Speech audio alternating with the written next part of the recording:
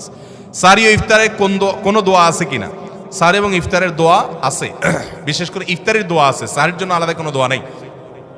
ইফতারের দোয়া হলো বিসমিল্লাহ বলে ইফতার শুরু করবেন, আর ইফতার করার পরে দোয়া করবেন যাহাবাজ জামা ওয়াবতাল্লাতিল উরুক ওয়া সাবাতাল আজরু ইনশাআল্লাহ।